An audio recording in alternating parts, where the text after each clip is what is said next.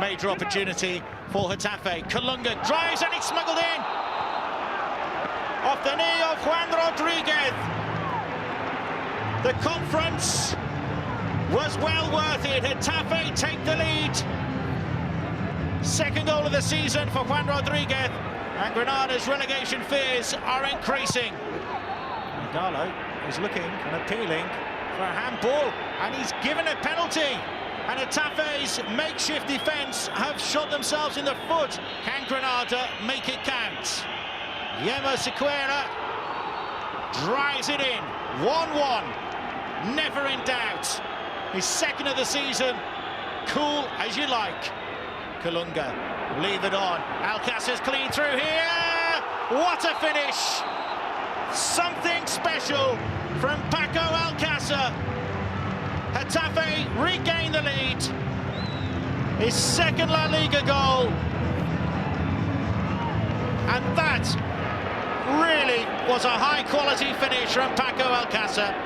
Karte wins it back against Sarabia. And Torja, with time, drives it in. And that's behind for another corner. They're appealing for a penalty. Granada. Handball. Well, the referee's going to have a word with his assistant. A yellow card for Abraham. Well, the cards are continuing to be waved. And Luis Garcia is being told to calm down. He's been told to leave. We won't be able to watch this from the side of the field of play. A sense of injustice burning strong in the mind of Luis Garcia.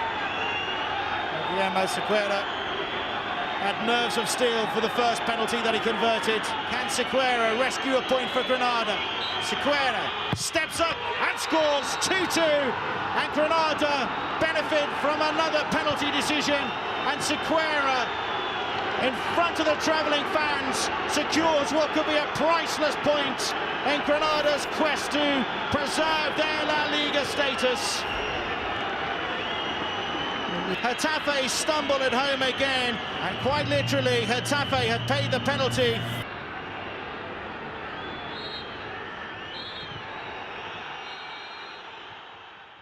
Let's catch up with the rest of the games from week 25 in La Liga.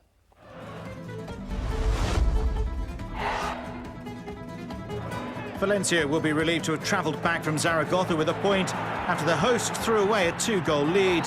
Victor Ruiz's challenge on Helder Postiga resulted in a fifth-minute penalty, which was nonchalantly rolled home by Aponio.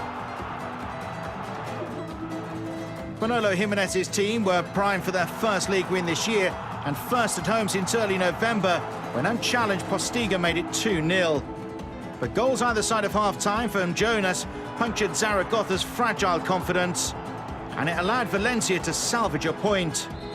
The equaliser coming after the 28-year-old Brazilian beat Postiga to the ball to make it 2-2. And worse was to come for the Romareda faithful when keeper Leo Franco rushed out of his area and inexplicably handled the ball away from Roberto Soldado. It meant that the 35-year-old stopper's first league game since May 2011 ended in shame, and his team 2 points above the trapdoor. Bristol City moved off the bottom of the Championship after coming out on top of this 8-goal rollercoaster of a match against Barnsley. John Stead started the goal rush after just quarter of an hour. Bristol City went in at half-time 2-0 up thanks to a goal from an unlikely source. Liam Fontaine hadn't scored for nearly 3 years until he guided home Brendan Maloney's cross. You have to go back to December 2009 for the last time that Stead scored twice in a match. He broke that duck with the help of a deflection and made it 3-0 after 52 minutes. 3 minutes later, it seemed as if it was job done for Sean O'Driscoll's team. They were heading for their 4th win in 7. Marvin Elliott's header was guided in by Lewin Nyatanga against his former employers. But something stirred among David Flitcroft's visitors, who'd arrived on the back of 6 wins.